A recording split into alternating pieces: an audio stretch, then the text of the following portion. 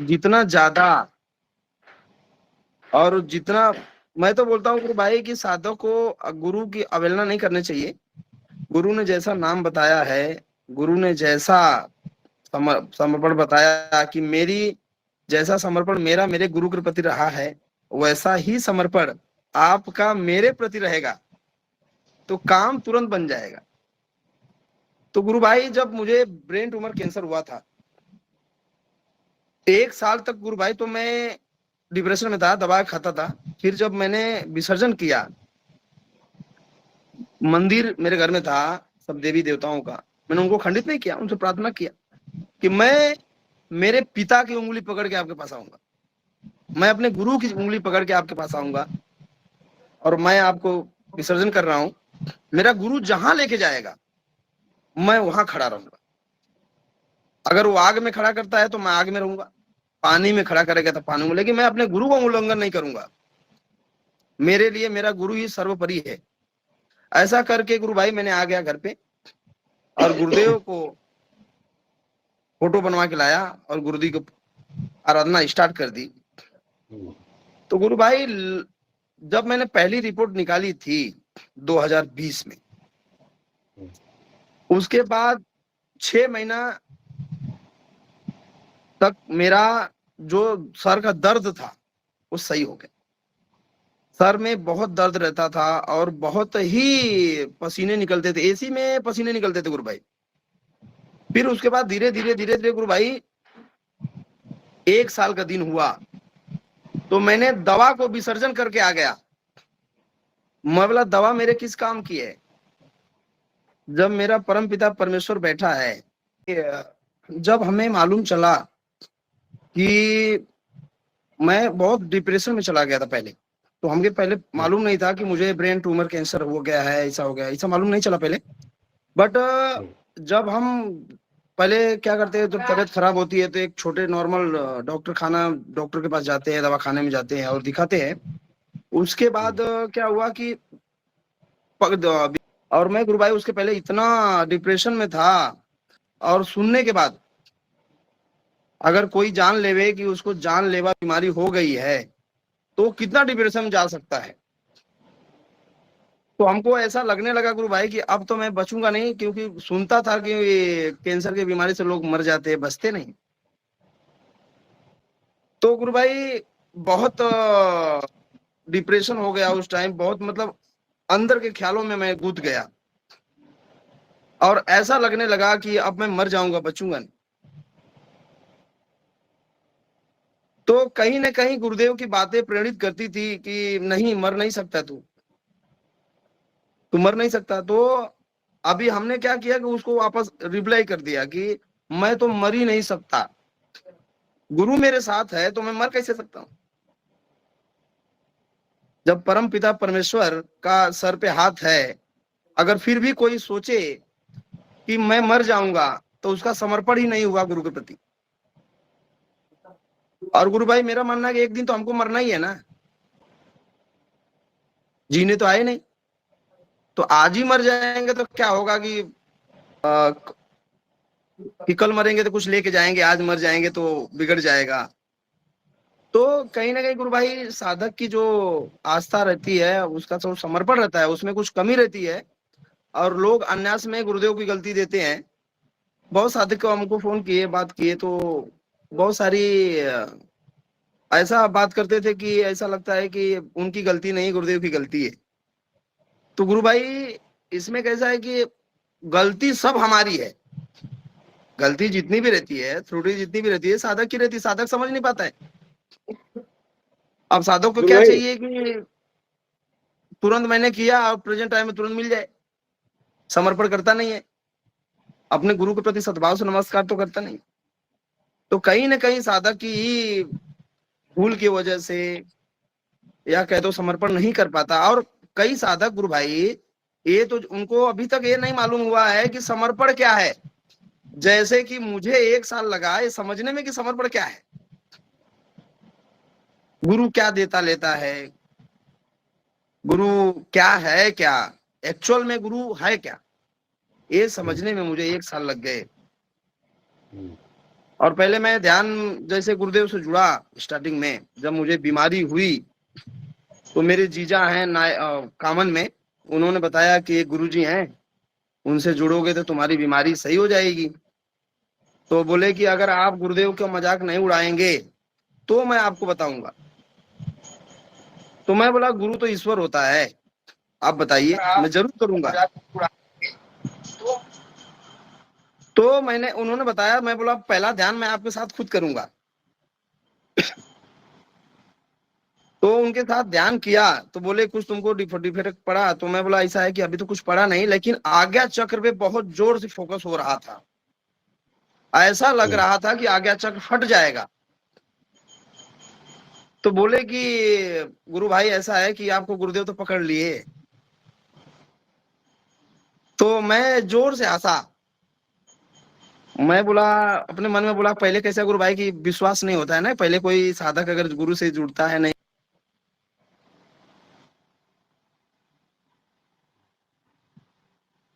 ये ऐसा लगा कि अब मैं मर जाऊंगा, बचूंगा नहीं।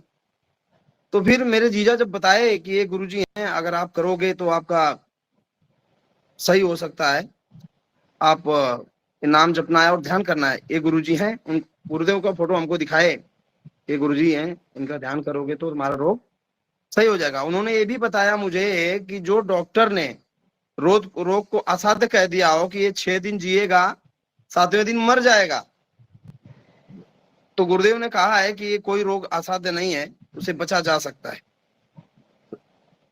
बशर्ते आप गुरु के प्रति समर्पण से, सद्भाव से नमस्कार करिए, समर्पण कीजिए। गुरु समर्पण का भूखा है, प्रेम का भूखा है, गुरु को हम कुछ नहीं दे सकते हैं। तो गुरु भाई जब हम जुड़े गुरुदेव से तो कम से कम 1 साल तक तो गुरु भाई हम समर्पण खोजते रह गए। समर्पण क्या होता है, समर्पण बना नहीं पाए और ध्यान जप कर नहीं पाते थे। तो ऐसा 10 मिनट 15 मिनट नाम जपते थे तो ऐसा लगता था कि ये पूरा दिन नाम जपे है। फिर गुरु भाई क्या हुआ कि अन्य से ही एक दिन ऐसा हुआ कि नाम जब जब बहुत तेजी से चलने लगा मेरा, और बहुत तेजी से चलने के बाद मैं सोया, रात में जब सोया तो फिर एक बैग मैंने 1:30-2 बजे रात को उठा तो देख रहा हूं मेरे कान से कुछ जपा जा रहा है। तो मैं बोला होता होएगा ऐसा। तो मैं गुरु भाई इतना डिप्रेशन में, बीमारी को लेके, टेंशन को लेके इतना डिप्रेशन में चला गया था कि मुझे खुद को यकीन हो गया था कि मैं मर जाऊंगा, बचूंगा नहीं इस बीमारी से। और लोग जब बातें करते थे आके तो बोलते थे कि अरे इनको तो कैंसर हो गया, बचेंगे नहीं, इनको कुछ दिखाओ, कुछ करवाओ, वगैरह वगैरह की बातें करते थे। तो मैं, मेरे कान में जब ये बातें आती थी गुरु भाई, तो मेरी तो मतलब बोलते हैं ना कि एक जो भावना रहती है जीने की, वही खत्म हो गई थी। ये तो गुरुदेव की बड़ी कृपा हुई, गुरुदेव ने हमें पकड़ा और गुरुदेव की संजीवनी मंत्र प्राप्त हुई और निरंतर मैंने जपने स्टार्ट किया, निरंतर जपने स्टार्ट किया, सब काम छोड़ के, सब देश भावना त्याग कर, अपने गुरु के चरणों में, अपने गुरु को सर्वस्व मानकर जो साधक अगर जपेगा, वो गुरु भाई मैं बोलता हूं कि एक एक क्षण उसका बचा रहेगा, अगर मरने का तो मरेगा नहीं, एक क्षण बचा रहेगा तो मरेगा नहीं। गुरुदेव को पहचान लो, गुरुदेव कौन है? ये तो परमपिता परमेश्वर हैं। जिस दिन साधक अगर गुरु को पहचान लिया, उस दिन उसकी कोई भी बीमारी असाध्य नहीं रहेगी। गुरु भाई जब मैं गुरुदेव से जुड़ा, उसके बाद नाम जपने स्टार्ट किया तो गुरुदेव से कहता था, हे प्रभु मेरा मार्गदर्शन कीजिए, मैं जैसा भी हूं आपका ही, मैं जैसा भी हूं, गला हूं, सड़ा हूं, जो भी हूं, मैं आपका हूं, आपका बेटा हूं, आप मेरे पिता हैं, आप मुझे अपनी शरण दीजिए और इस बीमारी से मुझे निजात दिलाइए। मैं ये उम्मीद खो दिया हूं कि मैं अब जी सकता हूं। तो गुरुदेव की जब कृपा होती है गुरु भाई ने, तो बड़ी अचूक होती है, इतनी अचूक होती है कि साधक उसकी कल्पना नहीं कर सकता। और साधक जब तक समर्पण नहीं कर, समर्पण देखिए एक तरह ये भी पहलू है उसमें कि साधक समर्पण कर ही नहीं सकता। साधक को तो बस नाम जपना है और 2 टाइम ध्यान करना है, बाकी तो गुरुदेव स्वयं करवा लेंगे। आपका नाम कैसा चल रहा है, गुरुदेव ने कहा है कि तेल की धार की तरह जपो, साइकिल के चेन की तरह जपो, निरंतर जपो। अगर नाम नहीं जपोगे तो सर दर्द भी सही नहीं होगा। नाम ही चाबी है, समझे कि नहीं समझे। तो भैया मैं बोलता हूं सब देश भावना भुलाकर नाम ही जपो, गुरुदेव को श्री चरणों में बना रहो। कोई रोग ऐसा नहीं है कि जो गुरुदेव उसको सही नहीं कर सकते हैं। और मैं भी ऐसा स्टार्टिंग में जब जुड़ा गुरुदेव से, जब मुझे ब्रेन ट्यूमर कैंसर था, तो मुझे ऐसा लगा कि एक गुरु क्या दे सकता है, एक शरीर रूपी गुरु क्या दे सकता है। हमें तो यही नहीं मालूम था गुरु है कौन, होता कौन है, क्या कर सकता है।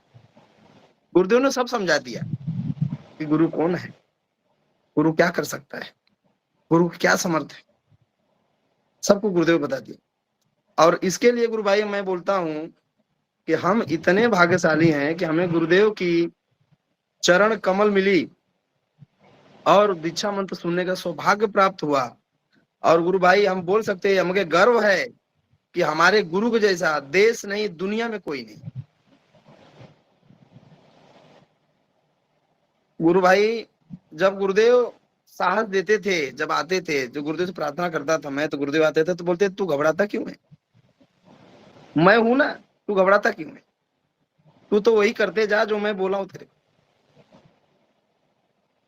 और मैं गुरुदेव भाई बड़े विश्वास के साथ ये बोल सकता हूं कि जिस दिन साधक का गुरु के प्रति समर्पण पूरी होगा, गुरु के प्रति आस्था पूरी रहेगी, उस दिन गुरुदेव उसके दोनों हाथ पकड़ लेंगे।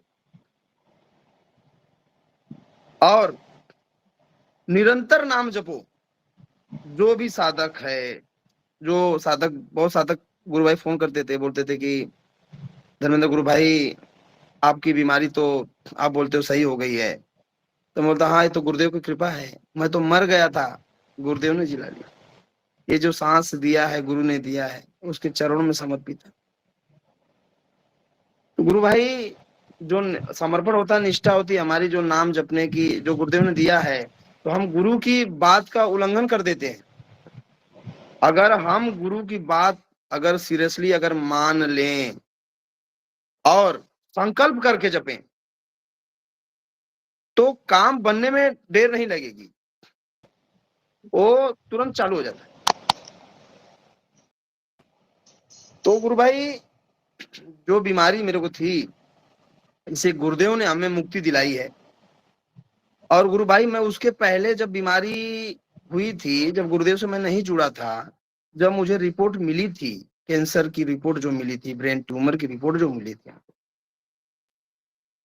तो गुरु भाई उसके बाद मैं इतनी दवा चलने लगी मेरी कि एक टाइम गुरु भाई 15 टैबलेट खाता था मैं। और गुरु भाई जब मैं गुरुदेव ने पकड़ा, जब गुरुदेव को दीक्षा प्राप्त हुई, उसके बाद मैंने क्या किया कि नाम जप, निरंतर नाम जपने स्टार्ट किया, गुरु के प्रति समर्पित सद्भाव से। अगर मरना है तो मरो, लगी कुछ अच्छा करके मरो, मेरे अंदर ये भावना उत्पन्न हुई। तो मैंने क्या किया कि सब दवाई, सब पेपर मैंने तालाब में ले जाके विसर्जन कर दिया। और मैंने कहा गुरुदेव आपको बचाना है तो बचा लो, मारना है तो मार दो, मैं तो आपके चरण छोड़ूंगा नहीं। तो गुरु भाई आज देख लीजिए कि आज मैं आपके सामने जो भी बात कर रहा हूं, आज जो मेरी सांस ले रहा हूं, आज मैं बैठा हूं, ये मेरे गुरु की कृपा है कि गुरुदेव ही बचाए। और दवा भी बंद कर दिया था गुरु भाई मैंने। तो मेरे गुरुदेव बड़े दयालु हैं, बड़े कृपालु हैं। अगर गुरुदेव की चर्चा और गुरुदेव की वर्णन किया जाए तो हमारा ये जीवन नहीं गुरु भाई, करोड़ों जीवन चला जाए, हम उनकी कल्पना और व्याख्या कर ही नहीं सकते। और जब समझ में आया गुरु होता ही क्या है, तब ये पछतावा होता था गुरु भाई कि इतना दिन मैं क्या कर रहा था, इतना विलक्षण क्षण मेरे से चले गए, इतनी अमृत बेला मेरे से छूट गई। तो ये गुरुदेव की गलती नहीं थी गुरु भाई, ये हमारी स्वयं की गलती थी कि हम गुरुदेव को समझ ही नहीं पाए। और जिस दिन गुरु भाई साधक अगर यह समझ जाए कि गलती मेरी है, उस दिन से काम बन जाएगा, उस दिन उसका समर्पण हो जाएगा। तन मन से मानना पड़ेगा गलती मेरी है, ऐसा नहीं कि मुंह से बोल दिया गलती मेरी है और कुछ अलग ही चालू है। तो ईश्वर तो एक ही है, हम जो अलग अलग खोजते हैं इसके लिए हमारी आस्था डिवाइड होती है। तो मैं तो यही हाथ जोड़ के विनती करना चाहता हूँ कि सब लोग, सब गुरु भाई बहन गुरु के चरणों में झुक जाओ। जो आप सोच नहीं सकते, जो आप कल्पना नहीं कर सकते, उसके परे है वो। अब सब कुछ आपको प्राप्त है, ये जीवन भी सुखी हो जाएगा, लोक और परलोक दोनों सुखी हो जाएगा।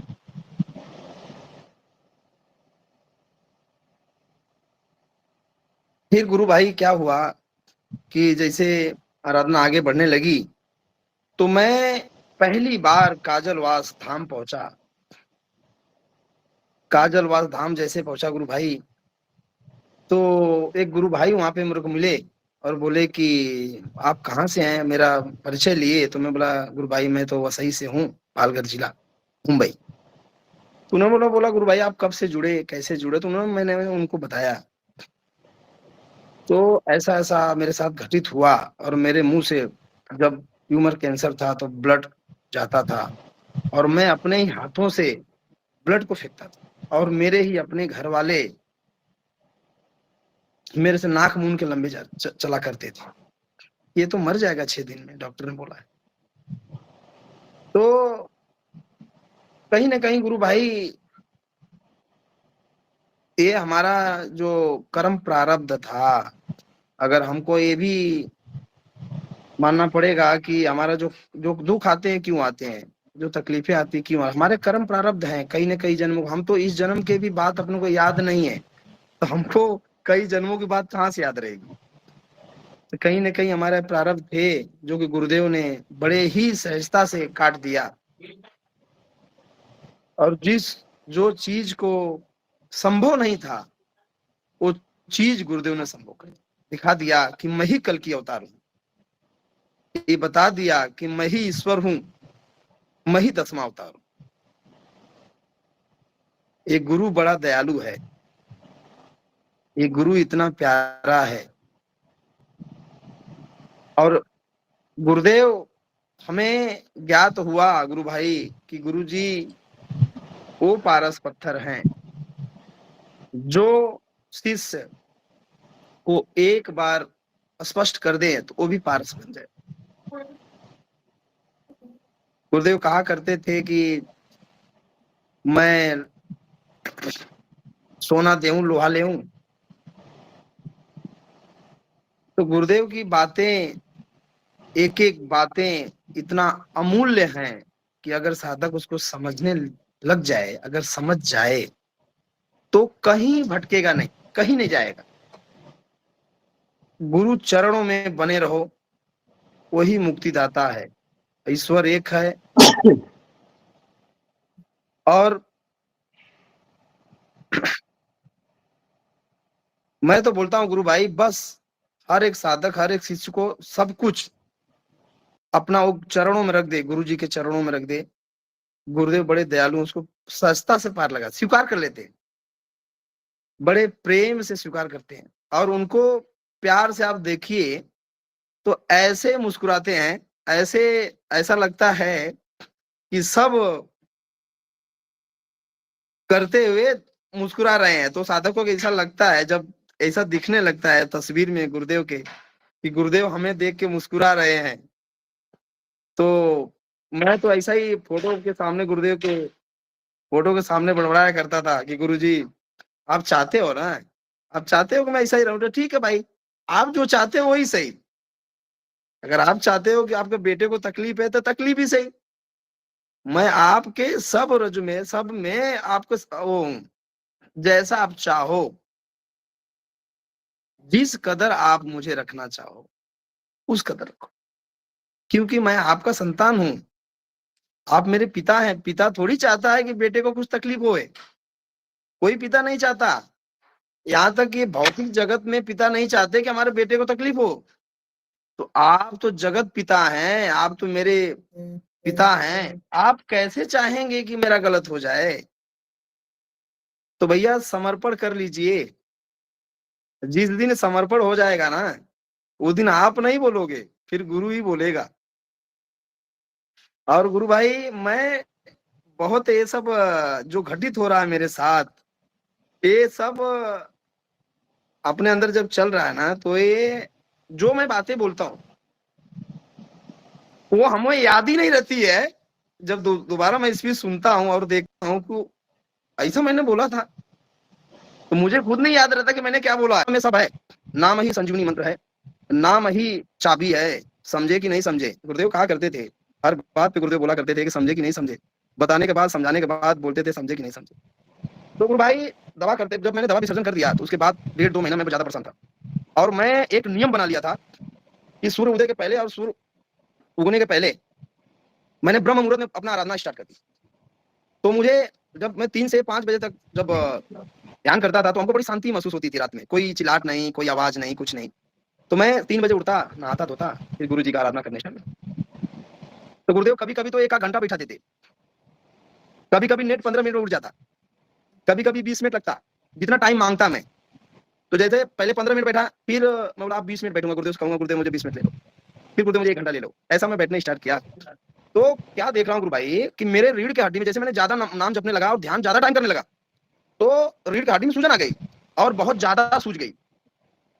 गुरु भाई ऊपर से ब्लड तो जा ही रहा था, नीचे से भी जाने लगा ब्लड, गर्मी बढ़ गई और पूरे पीठ पे, पेट पे फोड़े होने लगे छोटे छोटे, पूरे चेहरे पे फोड़े होने लगे मेरे। ऐसा लगा कुछ चीज की एलर्जी हो गई है मुझे। फिर गुरु भाई मैंने क्या किया, मतलब अब क्या हो रहा है मुझे। मैं बोला डॉक्टर, मेरे मैडम बोलने लगी कि वाइफ की जाओ डॉक्टर को दिखाओ।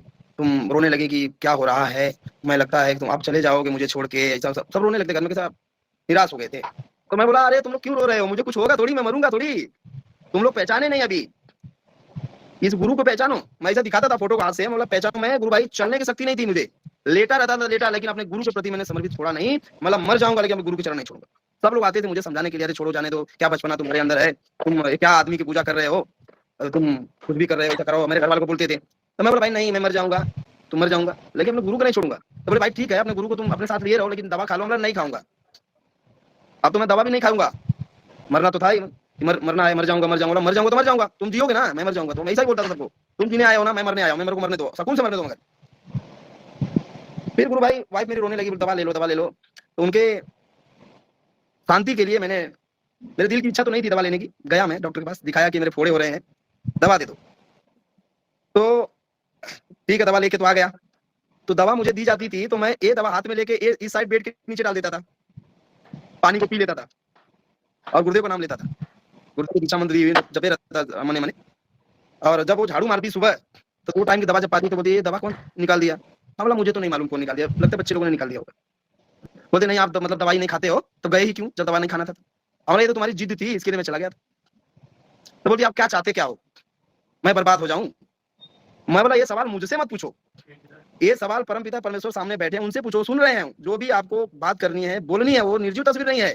गुरुदेव बोले थे तस्वीर कभी नहीं मरेगी, तो ये तस्वीर कभी मरेगी नहीं। गुरुदेव सुन रहे हैं तुम्हारी बात, उनसे जाके बोलो कि क्या चाहते हैं। वो जाती उनके सामने रोती, गुरुदेव अब इनको ज्ञान दो, गुरुदेव इनको बुद्धि दो, गुरुदेव क्या कर रहे हैं कुछ समझ में नहीं आ रहा, क्या होगा मेरे आदमी को, कोई टोना कर दिया है क्या, कुछ नहीं कर रहे, खा भी नहीं रहे हैं, दवा नहीं खा रहे। तो अलग अलग बातें गुरु भाई होती थी। और मैं गुरु भाई ऐसा टाइम आ गया उसमें मेरे को, 18 महीना के दिन में ऐसा टाइम आ गया कि मैं कमर घिसरा के चला आया अपने घर में। बैठाते थे लोग तो बैठ नहीं पाता था, लेटा रहता था तो कमर सूज गई थी, उसमें दर्द हो रहा था और नीचे सतह से ब्लड जा रहा था। तो मैंने गुरुदेव से प्रार्थना करता था, गुरुदेव किसी कर्म का, मुझे ही नहीं मालूम था गुरु भाई कि मेरी कुंडली शक्ति जागृत हो रही है, या मैं ये सुनता था बरबर कि त्रिवेणी धूम को मुंह में दबा के सुसुप्ति में है, तो चक्रम में है और रीढ़ के लास्ट हिस्से में है, तो हमारा विचार और मन दोनों और मेरी बुद्धि जो खींच के मेरे को वहीं लेके जाती थी, रीढ़ की हड्डी के पास, सब ध्यान मेरा रीढ़ की हड्डी के पास केंद्रित कर देती थी कि ये कहीं ना कहीं ये हमारी कुंडली शक्ति जागने का वो है। तो एक गुरु भाई, संजय गुरु भाई हैं, उन्होंने फोन किया था उस बीच में, तो बोले कि ये तो बड़ी अच्छा बात है कि आपकी कुंडली शक्ति जागृत हुई, कि आपका सूचना, घबराइए नहीं। तो मैंने बोला ऐसा है, अपने वाइफ को बोला कि आप आइडेक्स लीजिए और आपको कुछ करना अगर है तो शरीर पे मालिश कर दीजिए बस, और कुछ मत करिए, छोड़ दीजिए। तो मैं गुरुदेव का आशीर्वाद बना रहा और मैं अपने गुरु के चरण छोड़ने को तैयार नहीं था। कुछ भी हो जाएगा लेकिन चरण नहीं छोड़ूंगा, मेरे वही जगह वही चरणों में है, चरण छोड़ूंगा नहीं। मर जाऊंगा तो गुरुदेव के चरण मिलेंगे मुझे, मेरे मन में यही चल रहा था। और गुरुदेव के चरण छोड़ने के लिए मैं किसी भी रूप में, किसी भी व्याख्या में तैयार ही नहीं था। गुरु चरण मेरे से नहीं छूटे। फिर गुरु भाई जैसे जैसे आगे बढ़ते गया, तो जो डिप्रेशन था, जो हमारे अंदर परिवर्तन था, वो धीरे धीरे धीरे धीरे, गुरुदेव कहा करते थे योग होना जरूरी नहीं है, आप अपने अंदर परिवर्तन देखो कि आपके अंदर कुछ परिवर्तन आया कि नहीं। अगर परिवर्तन नहीं आया तो आप दूसरा गुरु बना लो, मैं भी आपको 20 साल का झांसे दे दूंगा, आप क्या कर लोगे मेरा। ये सब स्पीच जब गुरुदेव की मैं सुनने लगा तो मेरे अंदर ऐसा भाव उमड़ने लगा, ऐसा भाव उमड़ने लगा, ऐसा ऊर्जा होने लगी कि मुझे जो व्यक्ति घिसरा के चल रहा था वो खड़ा हो गया। 18 से 19 महीने में खड़ा हो गया मैं, और एकदम आपको दिखाया था अगले वाले स्पीच में कि मैं कितना काला पड़ गया था। वो 18 महीने की तस्वीर थी जब मुझे बीमारी हुई। फिर गुरु भाई क्या देख रहा हूँ, गुरुदेव ऐसा मैं ध्यान करूं, फिर गुरुदेव तुरंत जैसा मैं लेटूं वैसे गुरुदेव आ जाए।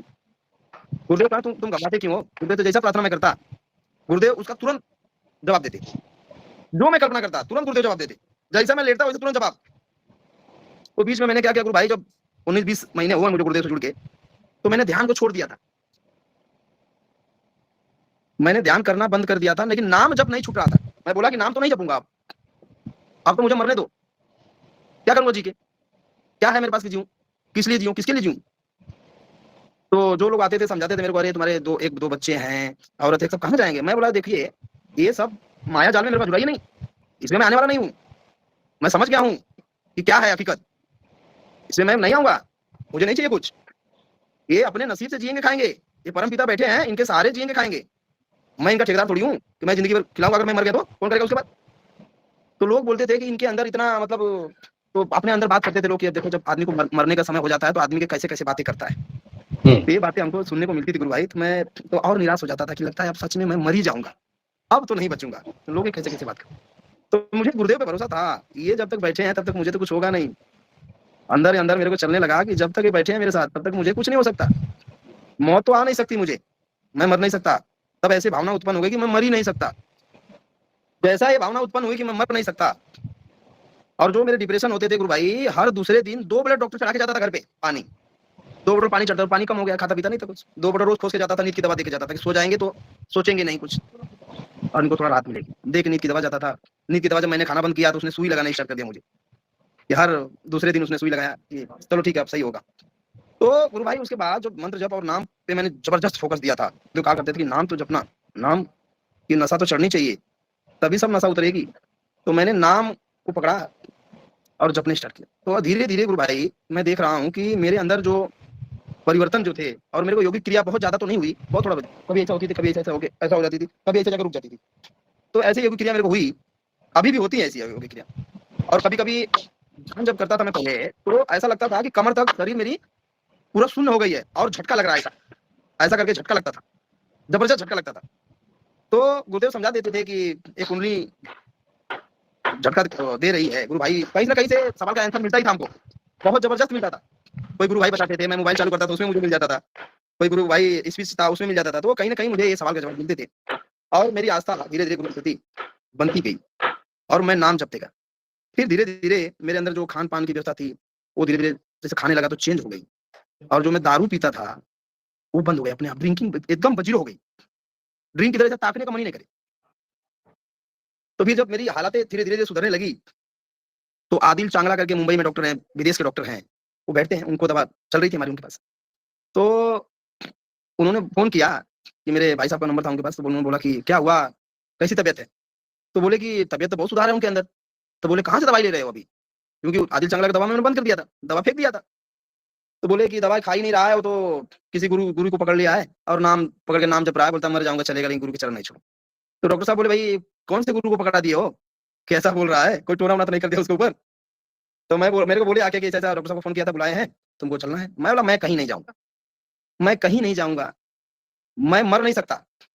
कोई आता था तो मैं बोलता था मैं मर नहीं सकता, मैं कहीं नहीं जाऊंगा। तो धीरे धीरे गुरु भाई टाइम बीतते गया और मैंने जो आराधना ध्यान करना बंद किया था, नाम जपना बंद नहीं किया था। 15 दिन मैंने ध्यान नहीं किया, नाम जपा जपा के। तो फिर मैं बोला कि मैं ऐसा क्यों कर रहा हूँ, मेरे अंदर ये विचार आवे कि कहीं खड़ा रहूं, दरवाजे पे खड़ा रहूं या घर में खड़ा रहूं या द्वार पे खड़ा रहूं, तो मैं क्यों नहीं कर रहा हूँ। गुरुदेव ने क्या दिया है, 2 ही तो चीज दिया हमको करने के लिए। और गुरुदेव ने कहा है कि अपनी बुद्धि का प्रयोग मत कराओ, कि मंत्र के आगे ओम लगा दो, नमः लगा दो, कोई प्रण मत लगाना। तो मैंने फिर से मैंने ध्यान करने भी स्टार्ट कर दिया। जैसा ध्यान करने लगा तो एक दिन देख रहा हूँ गुरु भाई जोर से योग हुआ मुझे, बहुत बेजोड़ योग हुआ। जिस दिन पहले दिन मैंने ध्यान करने स्टार्ट किया, जबरदस्त योग हुआ मुझे एक दिन, और मैं एकदम भयभीत हो गया कि ऐसा तो नहीं कि मैं इतना दिन छोड़ दिया था और इसके बाद ऐसा हुआ। तो कहीं ना कहीं गुरु भाई हम लोग एक शंका के पुतले हैं, कहीं शंका शंका आती है। तो फिर मैंने नाम जब ध्यान वापस स्टार्ट कर दिया, नाम तो जब ही रहा था, ध्यान भी स्टार्ट कर दिया। तो जो मेरा डिप्रेशन था, जो पानी चढ़ते थे, वो 1.5 महीना में केवर हो गए। मात्र 1.5 महीना, 45 दिन बंद हो गया, अपने आप बंद हो गया, स्वतः ही बंद पूरा। और मेरी बॉडी ग्रोथ करने स्टार्ट कर दी। 24 से 25 महीने में, 19 महीने तक ऐसा हुआ था। और उसके बाद जो 4-5 महीने में हुआ मेरे साथ, नाम जपा और ध्यान बरकरार करते रहा, गुरु प्रति समर्पित रहा, तो परिवर्तन धीरे धीरे आने लगे। एक एक चीज छूटने लगी, एक एक उपाधि होने लगी। और गुरु भाई आज गुरुदेव से जुड़ के हमको 4 साल हो गए, और वह दवाई छोड़ के आज तक हमने एक टैबलेट नहीं खाई। ऐसे तो मेरे परम दयालु गुरुदेव हैं। आप जिस क्षण अपना सर्वस्व, और तुम्हारा है भी क्या, सर्वस्व छोड़ दो, तुम जिस दिन अपने आप को गुरु के चरणों में समर्पित कर दोगे, उस दिन से काम बन जाएगा। गुरु समर्पण का भूखा है। गुरु को आप दे ही क्या सकते हो, आपके पास क्या है कि गुरु को नहीं है। और गुरु भाई कहीं ना कहीं हमको ये विचार आते थे कि ये शरीर जो तन हमको मिला है, इसे यूं ही नहीं गवाना चाहिए। और दूसरा आता था कि मेरा जन्म क्यों हुआ, मुझे क्यों आया, मैं किस लिए आया हूँ। तो ये सब सोच के गुरु भाई ने मैं इतना नाम जपता था ना, इतना मतलब गुरु के प्रति, ईश्वर के प्रति मतलब इतना आस्था मेरी वो होती थी कि मैं सब कुछ काम छोड़ के नाम जपने करता था। कोई मुझसे अगर कुछ बात करता था ना, तो मैं उसकी बातों पर ध्यान नहीं देता था, नाम पे ध्यान बराबर दिया रहता था। तो मुझे ये कहीं ना कहीं ये था कि हमारी बातें, अगर ईश्वर है तो बातें सुनी जाती है, तो जरूर सुनेगा। तो ये हमारी एक प्रचंड जो है गुरु के प्रति समर्पित, कि गुरुदेव अगर हैं तो सुनेंगे। और फिर बोलता था गुरुदेव मैं आपका बेटा ही तो हूँ, आप मेरे पिता हो तो मैं मरूंगा कैसे। और हंसता था, ऐसा नहीं गुरु भाई कि मैं रोता था, हंसता था। और मेरे आंखों में गुरु भाई आंसू तो आते नहीं थे। और रोते कैसे लोग, मुझे तब मालूम चला कि जब गुरुदेव से मैं जुड़ गया, जब मेरे रोग खत्म हो गए गुरु भाई, तब मुझे मालूम चला कि लोग रोते कैसे हैं। मेरे को रोने नहीं आता था। तो गुरुदेव का प्रेम था कि मैं दरवाजे के बाहर निकलता था, गुरु के पास भाग के आता था और पकड़ के बहुत रोता था, ऐसा लगता था कोई मर गया है, इतना पकड़ के रोता था। और एक घंटा बैठ के रोता था, लोग बोलते थे इसको क्या हो गया। तो कोई गुरु भाई अगर आते थे घर पे, तो बोलते रहे थे गुरु और शिष्य का प्रेम है, इसी प्रेम में खो जाओ, गुरु तुरंत मिल जाएगा। तो गुरु भाई ये जो, और मैं गुरु भाई आज आप देख सकते हैं कि मैं रिपोर्ट के साथ बैठा हूँ। जो मेरी नेगेटिव रिपोर्ट हुई ब्रेन ट्यूमर की, और सर की कितनी रिपोर्ट मैंने निकाली, उसमें कुछ रिपोर्ट मेरे पास मौजूद है, मैं आपको दिखाना चाहूंगा, आप उसको देख सकते हैं, आप उसको देख सकते हैं।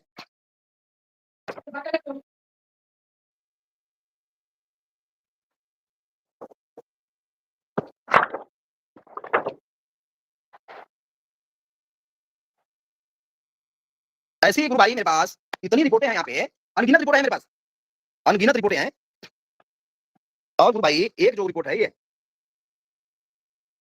तो गुरु भाई कहीं ना कहीं जो शिष्य का समर्पण रहता है वो नहीं हो पाता गुरु प्रति। और जैसा गुरु बताता है वैसा हमको ऐसा लगता है, पहले मुझे भी ऐसा लगता था गुरु भाई की आधा घंटा 1 घंटा नाम जपता था, 24 घंटे, तो मुझे लगता था कि मैं बहुत नाम जपा हूँ। आज तो मैं 24 घंटा नाम जपा हूँ। नाम नहीं हो पाते थे, नाम जप नहीं पाते थे, और बोलते थे कि पूरी नाम जपते हैं, गुरुदेव तुम्हारे लिए कुछ करते नहीं। तो इसके लिए गुरु भाई मैं देखा कि मैं तो नाम 2 घंटा 1 घंटा ज्यादा जप नहीं पा रहा हूँ, और गुरुदेव बोलेंगे 24 घंटा तेल की धार की तरह जपो, तो गलती तो हमारी है थी। जब मैंने समर्पित करके दवा को विसर्जन करके आ गया तालाब में, फिर मैं बोला गुरुदेव आप जिला लो या मार दो, आपका बेटा हूं, जितना दिन मेरी सांस रखो, आप आपके चरणों में समर्पित है, कुछ भी कर डालो, जितना दुख तकलीफ देना दे दो, लेकिन मेरा हाथ मत छोड़ना, मेरा हाथ पकड़ लो आप। फिर गुरु भाई क्या हुआ कि मैंने दवा नहीं खाया, बहुत प्रसन्न हो गया। दवा मैंने बंद कर दी तो बहुत क्यों डरूं, गुरुदेव ने अपने मुख से बोला हुआ है, तो मैं क्यों डरूं? गुरुदेव ने कहा था कि जो जिस रोग के लिए डॉक्टर बोल दिया 6 दिन में मर जाओगे, असाध्य है, गुरुदेव बोलते सही हो जाएगा, अपना निरंतर नाम जपो। तो मैंने क्या किया कि मैं 100 काम छोड़ के नाम जपूं। नाम की महिमा है गुरु भाई, नाम की नशा तो चढ़ानी पड़ेगी। गुरुदेव कहा करते थे कि डॉक्टर से इंट्रोडक्शन तो आपको मैं करवा दूंगा, दोस्ती आपको करनी पड़ेगी, अर्थात नाम तो जपना पड़ेगा। अगर हमको चलना है, जोधपुर जाना है, तो हम बस ट्रक ट्रेवल करेंगे तभी तो पहुंचेंगे। अगर हम घर में से ही कल्पना अगर करें कि हम जोधपुर जा रहे हैं, जोधपुर जा रहे हैं, तो हम पहुंचेंगे नहीं ना जोधपुर, हमको तो चलना पड़ेगा उसके लिए।